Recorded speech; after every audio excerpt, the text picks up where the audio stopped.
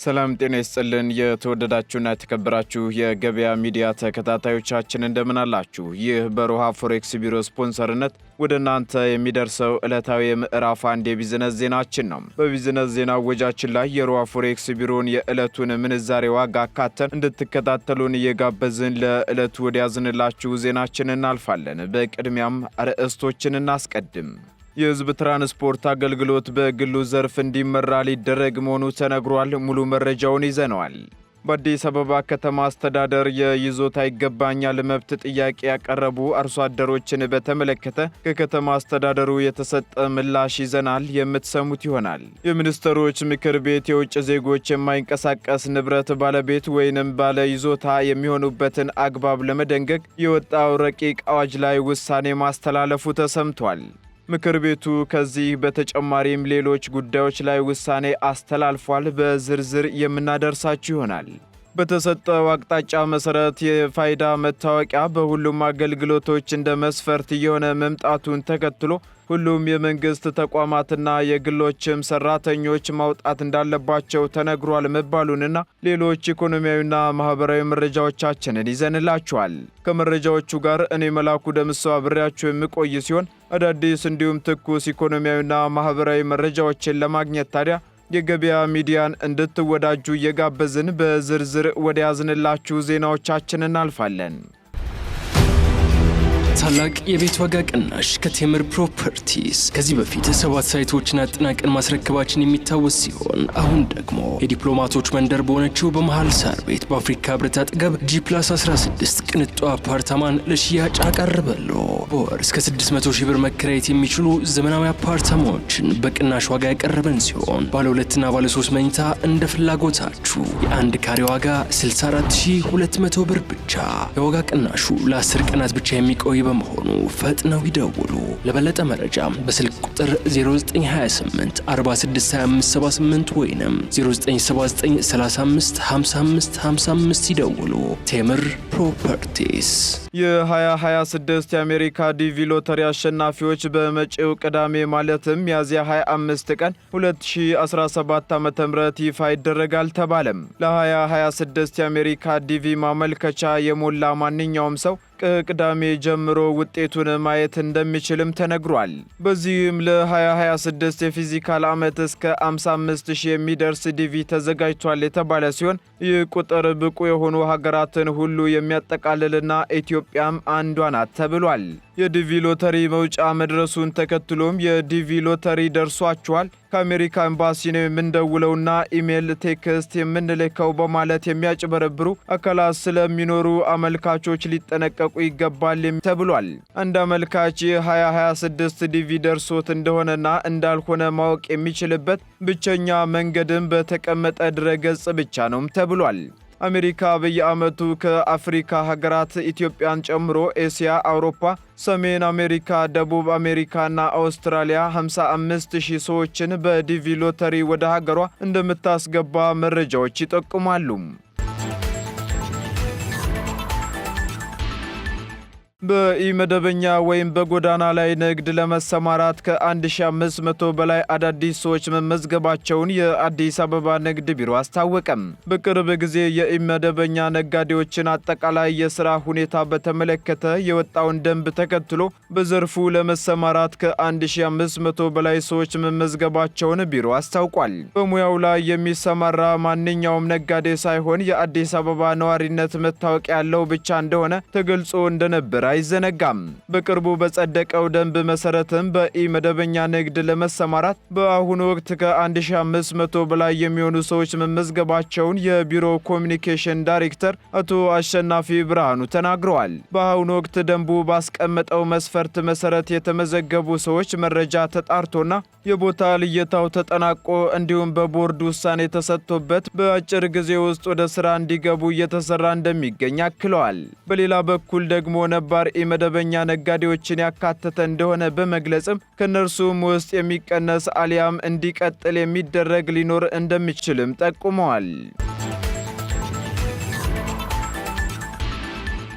በኢትዮጵያ የኤሌክትሪክ ተሽከርካሪ ማምረት በሚቻልበት ሁኔታ ላይ ከአፍሪ ቮልክስዋገን አምራች ግሩፕ ጋር ውይይት ማካሄዱን የኢንዱስትሪ ሚኒስቴር ገለጸም።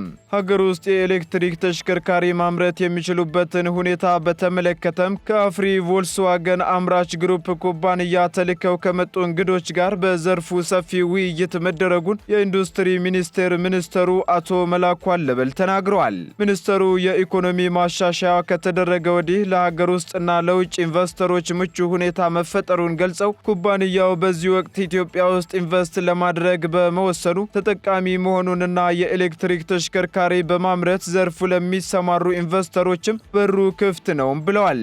ከአፍሪካ ቮልስዋገን አምራች ግሩፕ የመጡ ተወካዮች በበኩላቸው ኢትዮጵያ ውስጥ ኤሌክትሪክ ተሽከርካሪዎችን ለማምረት ምቹ ሁኔታ በመኖሩ ኩባንያው ወደ ሥራ ለመግባት ቁርጠኛ መሆኑንም ገልጸዋል።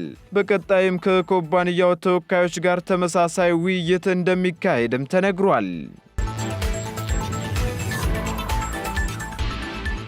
የአዲስ አበባ ከተማ አስተዳደር በተሰጠው አቅጣጫ መሰረት ሁሉም የመንግስት ተቋማትና የግሎችንም ጨምሮ የፋይዳ መታወቂያ ምዝገባ እያከናወነ እንደሚገኝ የብሔራዊ መታወቂያ ፕሮግራም አስታወቀም። የፋይዳ መታወቂያ በኢትዮጵያ ለሚገኙ ዜጎች በሙሉ ማንነትን ለማረጋገጥ የሚያገለግል በመሆኑ መታወቂያውን ለማውጣት የመንግስት ባለስልጣናትም ምዝገባ እያከናወኑ መሆኑን ተቋሙ አስታውቋል። ከሲቪል ሰርቪስ ኮሚሽን ጋር በመሆን በሁሉም የመንግስት መስሪያ ቤቶች፣ ሚኒስቴር መስሪያ ቤቶችና የፌዴራል ተቋማት ላይ የሚገኙ ሰራተኞች በሙሉ የፋይዳ ዲጂታል መታወቂያን እንዲያወጡ እየተደረገ እንደሚገኝ የብሔራዊ መታወቂያ ፕሮግራም የኮሚኒኬሽን ዳይሬክተሩ አቶ አቤኔዘር ፈለቀ ተናግረዋል። ሰሞኑን ጠቅላይ ሚኒስትር ዶክተር አብይ አህመድ 12 ተቋማትንና ከ40 በላይ አገልግሎቶችን በዲጂታል ቴክኖሎጂ አማካኝነት በአንድ ጣሪያ ስር ማግኘት ያስችላል የተባለውን መሶብ የአንድ ማዕከል አገልግሎትን ባስጀመሩበት ወቅት ለፋይዳ መታወቂያ መመዝገባቸውንም ዳይሬክተሩ አንስተዋል።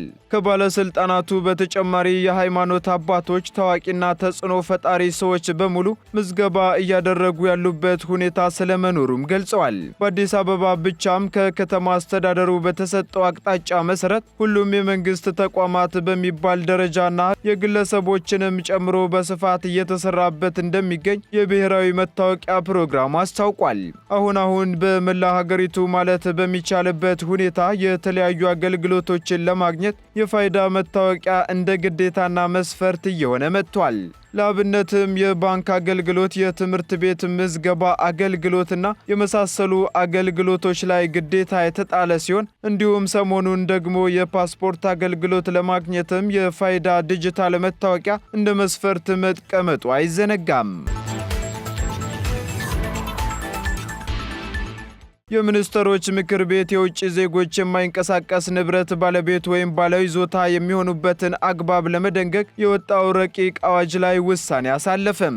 የሚኒስትሮች ምክር ቤት በዛሬው ዕለት ባካሄደው 44ኛ መደበኛ ስብሰባው ላይ በተለያዩ ጉዳዮች ተወያይቶ ውሳኔውን አሳልፏል። በስብሰባውም የዜጎችን የመሬት ይዞታ የማግኘትና የመጠቀም መብት በማያጣብብ መልኩ ለውጭ ዜጎች ሕጋዊ አሰራር መዘርጋቱ የውጭ ካፒታል በሀገራችን ሥራ ላይ እንዲውሉ ለማበረታታት ያለመ ነውም ተብሏል። በዚህም የቤት ልማትና ተደራሽነትን ይበልጥ ለማነቃቃት የመኖሪያ ቤት ፍላጎትና ቅርቦት ሚዛን ለማስጠበቅና ለዜጎች የሥራ ዕድል ለመፍጠር ትልቅ ጠቀሜታ የሚኖራቸው በመሆኑ ምክር ቤቱ በረቂቅ አዋጁ ላይ በስፋት ከተወያየ በኋላ ወደ ሕዝብ ተወካዮች ምክር ቤት እንዲተላለፍ በሙሉ ድምፅ መወሰኑ ተገልጿል። እንዲሁም ምክር ቤቱ በአፍሪካ ፋይናንስ ኮርፖሬሽን ማቋቋሚያ ስምምነት ማጽደቂያ ረቂቅ አዋጅ ላይ ውሳኔ የሰጠ ሲሆን ትኩረቱን በመሰረተ ልማት፣ በተፈጥሮ ሀብትና በኢንዱስትሪ ዘርፍ ልማት ላይ በማድረግ ለግል አልሚዎችና ለመንግስት አካላት የፋይናንስና የቴክኒክ ድጋፍ ለመስጠት የተቋቋመ መሆኑም ተነግሯል። ኢትዮጵያ በአባልነት መቀላቀሏ ለግሉ ዘርፍ ተጨማሪ የፋይናንስ ሀብት በማቅረብና የግል ዘርፉን የማይተካ የኢኮኖሚ እንቅስቃሴ ወይም አንቀሳቃሽነት ሚና በማሳደግ ተቀባይነት ያለው የኢኮኖሚ እድገት በማፋጠንና ጠቀሜታ ያለው በመሆኑ ምክር ቤቱ በቀረበው ረቂቅ አዋጅ ላይ ከተወያየ በኋላ ለሕዝብ ተወካዮች ምክር ቤት እንዲተላለፍ በሙሉ ድምፅ መወሰኑ ተገልጿል። በተጨማሪም የሚኒስትሮች ምክር ቤት ውሳኔ ከሰጠባቸው ጉዳዮች መካከል ከጣሊያን ሪፐብሊክ መንግስትና ከዓለም አቀፍ የልማት ማህበር ጋር በተፈራረሙ 2 የፋይናንስ ድጋፍ ስምምነቶች፣ ለአፍሪካ አህጉራዊ ነፃ ንግድ ቀጠና ስምምነት የዕቃዎች ቀረጥ ምጣኔ ቅነሳን ለማስፈጸም በቀረበ ረቂቅ ደንብ ላይ በትራንስፖርትና ሎጂስቲክ ሚኒስቴር ለሚሰጡ አገልግሎቶችና በኢፌዴሪ የሲቪል ማህበረሰብ ድርጅቶች ባለስልጣን ለሚሰጡ አገልግሎቶች የሚከፈሉ የአገልግሎት ክፍያዎችን ለመወሰን በቀረቡ 2 ረቂቅ ደንቦች እንዲሁም ከኦስትሪያ መንግስት ጋር የተፈረመውን የአየር ትራንስፖርት ስምምነት ለማጽደቅ በቀረበ ረቂቅ አዋጅ ላይ መወያየቱንና ውሳኔ ማስተላለፉን ከጠቅላይ ሚኒስትር ጽሕፈት ቤት የተገኘው መረጃ ያመለክታል። የህዝብ ትራንስፖርት አገልግሎት በግሉ ዘርፍ እንዲመራ ሊደረግ መሆኑ ተነገረም። የአዲስ አበባ ከተማ አስተዳደር ምክር ቤት 4ኛ ዓመት የሥራ ዘመን 3ኛ መደበኛ ጉባኤውን በትላንትናው ዕለት ባካሄደበት ወቅት የህዝብ ትራንስፖርት አገልግሎት በግሉ ዘርፍ እንዲመራ ለማድረግ እየተሰራ ነው ሲሉ የአዲስ አበባ ከተማ አስተዳደር ከንቲባ አዳነች አቤቤ ተናግረዋል። ከንቲባዋ የምክር ቤት አባላት የዋጋ ንረትን በተመለከተ ላቀረቡላቸው ጥያቄ ምላሽ በሰጡበት ወቅት የዋጋ ንረቱ በማህበረሰቡ ላይ ጫና እንዳይፈጥር የተለያዩ ስራዎች እየተሰሩ እንደሆነ ተናግረዋል። በዚህም በአራቱም የከተማዋ መግቢያዎች ያለምንም ኬላ ምርቶች እንዲገቡ እየተደረገ መሆኑን ጠቅሰው ከተሞች ሸማቾች ብቻ ሳይሆን አምራቾች እንዲሆኑም እየተሰራ ነው ብለዋል። አክለውም የዋጋ ንረቱን ለመቀነስ ማህበረሰቡን እየደጎምን ነው ያሉት ከንቲባዋ በትራንስፖርት ብቻ የከተማዋን ኗሪ በየዓመቱ ከ3 ቢሊዮን ብር በላይ እያወጣን እየደጎምን ነው ሲሉም ተናግረዋል። የከተማዋ አውቶቡሶች ከሚሰጡት አገልግሎት የሚገኙት ገቢ መስሪያ ቤታቸውን እንደሚያስተዳድር የጠቆሙት ከንቲባዋ የህዝብ ትራንስፖርት አገልግሎት ዋና ዓላማውን ሳይስት ማህበረሰቡ ላይ ጫና ሳይፈጠር በግሉ ዘርፍ የሚመራበትን ሂደት እየሞከርን ነው ማለታቸውን ከከተማ አስተዳደሩ ምክር ቤት የተገኘው መረጃ ያመለክታል። በአዲስ አበባ ከተማ የይዞታ ይገባኛል መብት ያቀረቡ ወደ 7000 የሚጠጉ አርሶ አደሮች ጥያቄያቸው ውድቅ መደረጉ ተነገረም። በአዲስ አበባ ከተማ አስተዳደር በአርሶ አደርነትና በአርሶ አደር ልጅነት የይዞታ ማረጋገጫ የምስክር ሰርተፍኬት እንዲሰጣቸው ካመለከቱ 27000 ያህል አመልካቾች ውስጥ 7000 የሚጠጉት ያቀረቡት ጥያቄ ውድቅ መደረጉን የከተማዋ ከንቲባ አዳነች አቤቤ ተናግረዋል። የይገባኛል መብት ጥያቄዎቹ ውድቅ የተደረጉበት ምክንያት ደግሞ የቀረቡት ጥያቄዎች ማጣራት ከተደረገባቸው በኋላ ትክክለኛ እንዳልሆኑ በመረጋገጡ እንደሆነም አክለዋል። ይህ የተባለው ትላንት በተካሄደው የአዲስ አበባ ምክር ቤት መደበኛ ጉባኤ ላይ ከምክር ቤት አባላት ለከንቲባዋ ለቀረበላቸው ጥያቄ በሰጡት ማብራሪያ ወቅት እንደሆነም ተነግሯል። ጥያቄውን ያቀረቡት የምክር ቤት አባላቱ ከአርሶ አደሮች የይዞታ መብት ጋር በተያያዘ ያሉ የመልካም አስተዳደር ችግሮችን በማንሳት የአዲስ አበባ ከተማ አስተዳደር የአርሶ አደሮች የይዞታ መብትን ለማረጋገጥ እያካሄደ ያለውን የመሬት ልኬት ስራ፣ የመረጃ ማደራጀት፣ የተደራጀውን የማጣራት ስራዎችም አድንቀዋል። ነገር ግን የአገልግሎት ጥራትና ፍጥነትን በተመለከተ አንዳንድ የመልካም አስተዳደር ችግሮች እንዳሉ ከአርሶ አደሮች እየተነሳ መሆኑን የገለጹት አባላቱ ለዚህም ችግር መፍትሄ እንዲበጅለት ጠይቀዋል። ጉዳዩ የሚመለከታቸው ባለድርሻ አካላት ትክክለኛ አርሶ አደሮች የይዞታ መብታቸው እንዳይነፈግና ሌሎችም ያለ አግባብ እንዳይጠቀሙ እንዲያደርጉም አሳስበዋል። ለተነሱት ጥያቄዎች ምላሽ የሰጡት ከንቲባ አዳነች አቤቤ በአርሶ አደሮች ስም ያለ አግባብ ለመጠቀም በሚደረጉ ጥረቶች ብዙ ጫናዎች የመፍጠር ሂደቶች ስለነበሩ ነው ብለዋል። በዚህም በአሁኑ ወቅት ለጥያቄዎቹ ምላሽ ለመስጠት ስራዎች እየተከናወኑ መሆኑንና ስራው በየሳምንቱ ጭምር ግምገማ እየተደረገበት ነው የሚል ምላሽንም አክለዋል። በዚህም ሂደት ውስጥ ከወረዳ እስከ ክፍለ ከተማ የተውጣጡ ስራው የሚመለከታቸው ኃላፊዎችና ባለሙያዎች እንዲሁም የአርሶ አደር ኮሚቴ አባላት በደንብ እንዲሳተፉበት እየተደረገ ነው ያሉት ከንቲባዋ ይህንን ተከትሎም ከልኬትና ከወሰን ጋር የሚነሱ የአመልካቾች ጥያቄ ምላሽ አግኝተዋልም ብለዋል። በየክፍለ ከተማው በተደረገ ማጣራት አርሶ አደር ሳይሆኑ የይዞታ ይገባኛል መብት ጥያቄ ያቀረቡ አመልካቾች እንደተደረሰ እንደደረሰባቸው ማንስተው የይገባኛል መብት ጥያቄዎችን ያመለከቱ 27000 ሲሆኑ ከነዚህ ውስጥ 6800 ያህሉ ትክክለኛ ያልሆነ ጥያቄዎች መሆናቸውን አጣርተን ውድቅ አድርገናል ማለታቸውን በማብራሪያው አስረድተዋል። በዚህም የማጣራቱ ሂደት 1 ወር ገደማ የፈጀ እንደነበር የአዲስ አበባ ከተማ አስተዳደር የመሬት አስተዳደርና ልማት ቢሮ አስታውቋል።